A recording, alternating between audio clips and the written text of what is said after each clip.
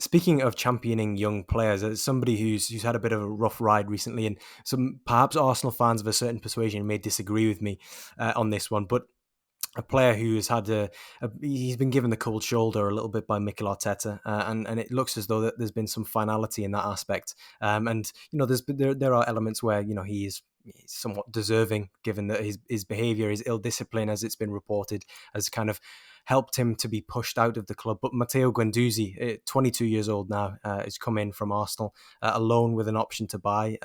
The option, it's been rumoured, or it's been widely reported, in fact, that it's around 10 million euros, which I think is quite low considering his experience at Premier League level, and now in the Bundesliga, having been on loan at Hertha Berlin as well. Obviously, there have been disciplinary issues in the past with Guendouzi, and that's sort of the straw that broke the camel's back with Arteta, as many people will know. He's obviously coming to Marseille with a manager like Sampaoli, who can be something of a firebrand. I mean, there are options. There are other options in that sort of 6/8 defensive midfield role that Marseille have. But do you see that this is very much a project by to sort of, I don't know, maybe for both parties, as in Marseille as well as Guendouzi, to perhaps help each other?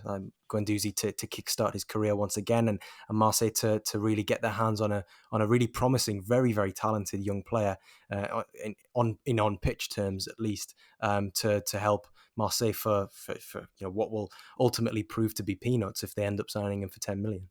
Yeah, so this year, I mean, the fee is quite excellent. I think that's what, 10 million euros, 8.5 million pounds. And it looks to be something that definitely is very attainable come the end of the 21-22 season. I think with Guendouzi, you can sort of see a bit of a trend of how Marseille have approached their transfer window. Again, identifying players that might not be getting clear path to first team football, but really on paper do look like very, very good prospects, have very good profiles, and could be bets that are more or less very achievable. And if they do pay off, can be quite rewarding to Marseille. I think Guendouzi embodies that very completely. I mean, this is a guy that 2 seasons ago transitioned excellently from Ligue 2 football to making 48 appearances for Arsenal across the Premier League and Europa League under Unai Emery. It showed very good versatility in the middle of the park. Again, this is a guy that was at the time 19, 20, and really showed quite maturity on the field to really acclimatise to life in the Premier League. Obviously, what's gone on since with the altercation with Neil Maupay, and obviously, I think the general conduct, quote unquote, that's been cited by Mikel Arteta and as a reason for his exclusion, can be, I think, relatively, I think, a little bit unfair. And I think obviously coaches have every right to choose who's in their squad or not and can make decisions. But this is still a very, very good player who clearly has the ability to shine in top teams. And I think after a sort of relatively decent sojourn in the Bundesliga with Hertha Berlin, he's shown that he's able to take on the next challenge. And at Marseille, it could be the perfect place. I mean, this is not a club that takes kindly to people that are acting up. He will be given absolute chances to succeed in his home country. I mean, there's very few demanding places like the Stade Vélodrome on a match day. And he'll be expected to really become an emblem, a key figure in that midfield. So with a firebrand coach, as you mentioned, like Jorge Sampaoli, I mean, this is a guy that's not going to be taking anything for granted. He's not going to be accepting any sort of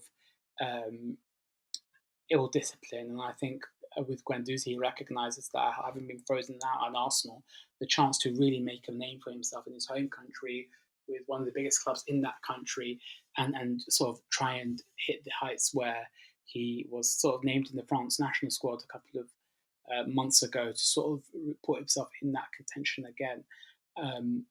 Again, his characteristics really speak for themselves, and I think if OM are able to overcome sort of the off the field issues, I mean, they've got themselves again a very, very good player. This is again a transfer that can really, really pay off in 1 or 2 years, as long as Guendouzi is able to really just focus on his ability and on the task at hand.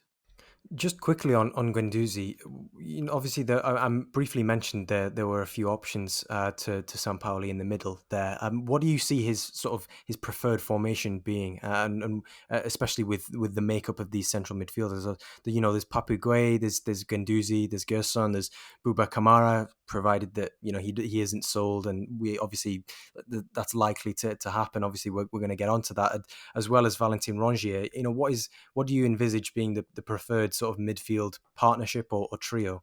I think it'll be 3-5-2 or 3-4-3. Obviously, I think we understand that it's going to be sort of three centre backs, as we discussed at the top of the call, and with the wingers being Polirola, who's about to re-sign from Fiorentina, and Jordan Amavi. It's going to be two or three guys in midfield, and both Guendouzi and Gerson are sort of more the progressive types, the comfortable players on the ball that are able to play box to box and really carve out openings for the front guys. Um, I think you'll probably more likely see Guendouzi and Gerson playing together very extensively this season.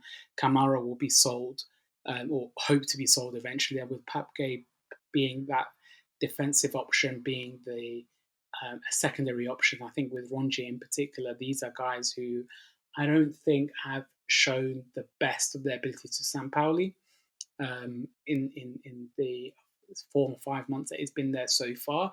And I think from the start, maybe playing a very secondary role. Um, that remains to be seen, but I think Guendouzi and Gerson, you'll be seeing them play together quite a bit because of their versatility and because of their attacking attributes. That was kind of the answer that I was angling for there. I'm quite pleased with that because I think it does make for quite an interesting combination, an interesting partnership.